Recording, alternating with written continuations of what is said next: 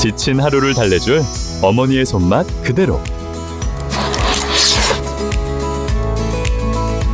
올바른 재료와 정성 담은 손질. 홍시로 완성한 달콤한 감칠맛. 집에서도 편하게 택배로 받아보세요. 매콤하게 땡기는 감칠맛. 장간의 양념게장. 검색창에 장간의 양념게장을 검색해보세요. 시내가 신동아건설 법정관리 들어갔네요. 파밀리에, 우리 파밀리엔 들어봤죠? 여기가 서울회생법원에 법정관리를 신청을 했다. 그래서 부채 비율이 428.75%. 어마어마하죠? 80% 가까이 치솟았고, 적정 수준이 이 정도인데 거의 2배 이상 높은 수준이죠. 그리고 이게 어느 정도 수준이냐? 예전에 태영건설. 자, 태영건설이 24위, 신동건설이 58위. 이 정도인 거죠. 근데 태영건설이 워커아웃이라면 여기는 기업 회생까지 들어가는 거죠.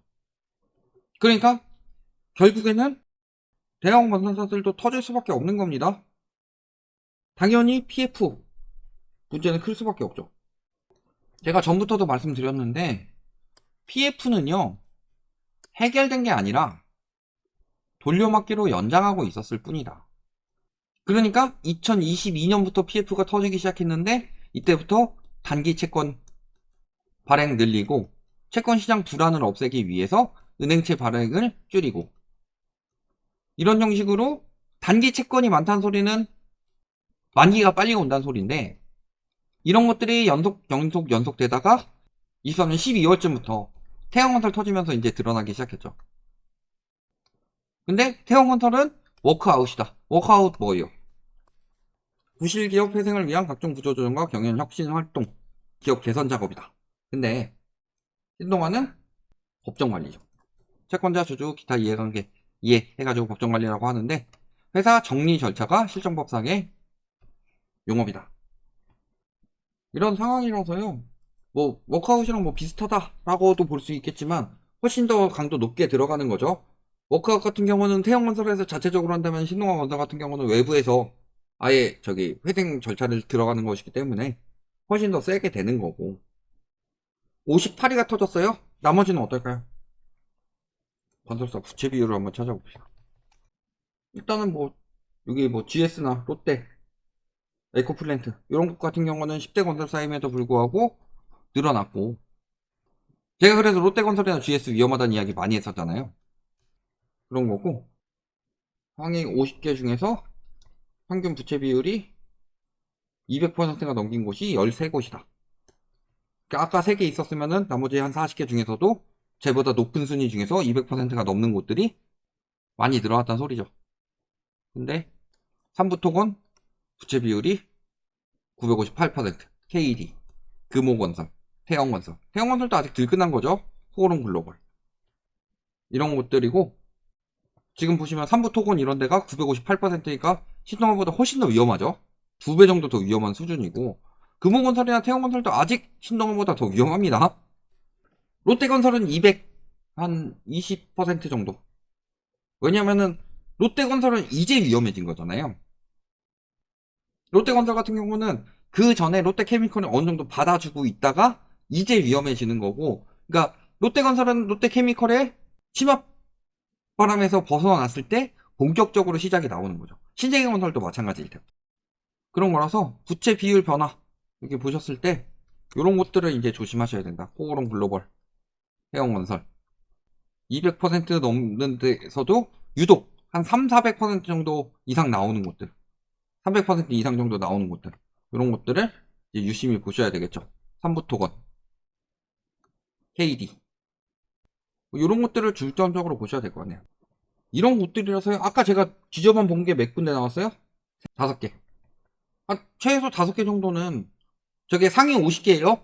그러니까 아까 신동아건설이 58위였죠.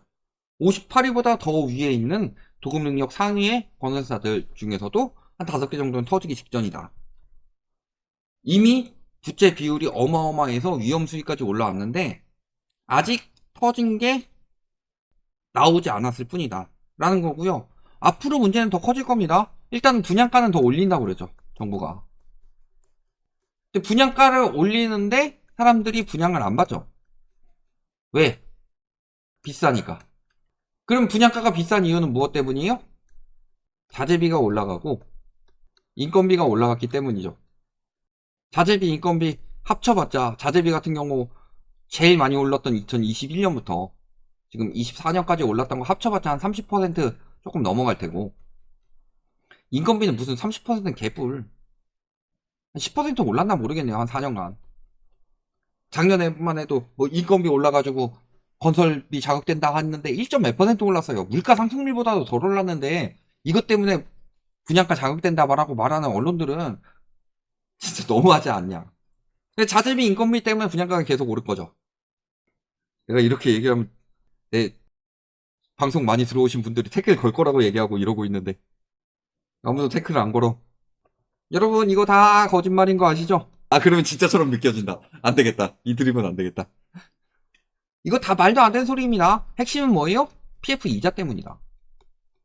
자기 자본이 3%밖에 안 들어가니까 97%에 대한 이자를 내야 되는데 금리 인하가 쉽지가 않고 거기다가 PF가 위험하게 되면 어떻게 돼요? 기준금리는 떨어져도요. 채권 신뢰도가 떨어지게 되면 채권 가격이 떨어지죠. 채권 금리가 올라갑니다. 그래서 PF가 더 위험해졌고 더 이자가 많이 늘어난 거고, 그걸 레고랜드 사태 이후 폭발했기 때문에 정부에서 열심히 막은 거예요. 그게 이번에 문제가 너무 되니까 정부에서 한번 파악해가지고 정리하겠다. 그래서 한 200조 규모 되는 PF 중에서 문제가 되는 건 한 5에서 10% 정도밖에 안 될 것이다. 그러면은 먼저 조사한 곳들 중에서 얘네가 한 20% 위험하다라고 나와버리면은 사람들이 PF 시장에 대한 채권 신뢰도나 이런 것들이 굉장히 떨어지겠죠. 그러니까 먼저 조사하는 것일수록 안전한 곳부터 시작을 했겠죠. 살릴 수 있는 곳들부터. 근데 제일 안전한 곳들 평가했을 때 4% 나왔는데 24년 6월에 1차 평가했을 때 9.7% 나왔고 10.9%까지 올라갔다. 이미 정부에서 예측한 5에서 10%는 돌파했다. 문제는 1차 때는 평가 대상은 이거밖에 안 됐죠. 2차 때는 다 평가했는데 정부 예측을 넘어왔고, 문제는 전체 금액이 줄었다는 소리는 PF 정리가 어느 정도 들어갔는데 정리를 했음에도 불구하고 부실 비중이 더 늘어났다. 특히 유의도 늘어나고 부실 우려도 늘어났죠. 그렇죠. 기간이 지날수록 더 올라갈 수밖에 없어요. 왜? PF가 정리가 안 된다는 소리는요, 땅값이 정리가 안 되고 있다는 소리예요. 그러니까 PF가 정리돼야지 건설사도 살아요. 부실한 건설사들은 어느 정도 정리하고 PF도 정리해서 땅값을 어느 정도 낮춰놔야지 건설사들도 분양가를 적당히 받을 수 있고, 분양가를 적당히 받을 수 있으면 사람들도 분양을 더 받겠죠. 예를 들어서 두촌주공 뭐 13억 분양했고 뭐 지금 24억 한다는데 24억 이야기하는 거 치고서 최근에 22억까지 떨어진 거는 이야기 안 해요. 근데 그 옆에 비슷한 가격에 분양 나왔는데 안 됐죠. 걔가 만약에 9억에 나왔어. 두촌주공도 13억이 안 나오고 처음부터 9억에 나왔으면 다 받았겠죠. 무순위 청약까지 갔다는 건 미분양이 났다는 소리입니다. 무순위 청약, 미계약 이런 말도 안 되는 용어들을 만들어내가지고 조금 위험을 덜하게 보이게 만들려고 하는 거지만 무순위 청약까지 갔다는 거는 미계약이 났다는 소리예요. 그러니까 둔촌주공도 이번에 회사 보유분도 예를 들어서 그 전에 분양했던 것처럼 13억에 분양했어봐요. 남았을까? 비싸게 파니까 그러는 거 아니에요. 비싸게 파는데 그걸 살 수 있는 수요는 한정이 되어 있고, 살 수 있는 수요가 됐는데 보통 그걸 살 수 있을 정도면은 더 상급지에 살아본 사람들이 많기 때문에 내가 이걸 이 가격 주고 살아야 돼? 이런 생각이 드는 거고. 그러니까 건설사들이 안 좋아지는 이유는요, 땅값을 계속 높여서 자초해왔기 때문이에요. 언제까지 장사가 계속 잘 되고 계속 가격이 올라가고 그게 물가 상승률보다 몇 배씩 나오더라도 당연한 것처럼 되는 장사는 없다. 제가 2015년 가격 이야기하니까 댓글 또 달렸더라고. 집값이 떨어진다는 이유는 짜장면 값이 5천원까지 떨어질 것이라는 생각인가요? 아유 진짜 뇌 속에 짜장사리가 들었나 그냥. 내가 그 짜장면이랑 비교 안 되는 점에 대해서도 이야기했고, 짜장면 가격 상승이랑 집값 상승이랑도 비교를 했고, 물가 상승이랑 집값 상승에 대해서도 비교를 했는데 뇌 속에 짜장사리가 들어가지고 짜장나는 소리를 하고 있어. 그런 거예요. 그러니까 결국에는 소득 대비로 빨리 늘어난 것은 결국 대출이고, 제가 짜장 뭐 그런 비교를 하더라도 늘 이야기하는 게 뭐다? 저는 화폐 가치 하락에 대해서 이야기를 부정한 적이 한 번도 없다. 화폐 가치 하락보다 더 많이 올라갔기 때문에, 부채를 통해서 더 올렸기 때문에 그 부채가 임계점에 올라왔고, 미국 글로벌 금융위기 터질 때가 부채가 97%인데 우리나라 100%를 넘어갔었다. GDP 바꿔가지고 떨어뜨린 거 말고. 그런 거라서요. 이런 부분을 이야기를 했을 때 핵심적으로 건설사들 앞으로 더 많이 무너질 겁니다. 더 많이 무너져야 돼요. 그래서 땅값이 정리가 돼야지 나머지라도 사는 거지. 최대 다수의 최대 행복이다. 자, 그러면요. 100명이 중독이 됐어요. 해독제는 50개가 있다. 그러면 이 최대 다수의 최대 행복이라는 사람들은, 이 이야기를 하는 사람은요, 공산주의처럼 이 50개를 100명한테 반씩 나눠 먹일까요? 아니에요. 최대 다수의 최대 행복은 이 해독제 50개를 50명한테 먹여가지고 50명이라도 살 수 있게 만드는 거. 이게 공리주의예요. 최대 다수의 최대 행복. 최대 다수 건설사가 최대 행복하기 위해서는요, 썩은 건설사들은 많이 더 무너져야 되고, PF 시장도 너무 비싸게 돼가지고 안 되는 곳들이 무너져가지고 한번 쫙 거품을 빼야지 건설사들도 다시 살아날 수가 있는 거다. 그리고 그 핵심이 되는 것은 그냥 원가 공개인데, 김원동 SH 사장은 잘렸으니까 원가 공개는 쉽진 않을 걸로 보이고, 그런 거죠. 이렇게 보시면 되겠습니다.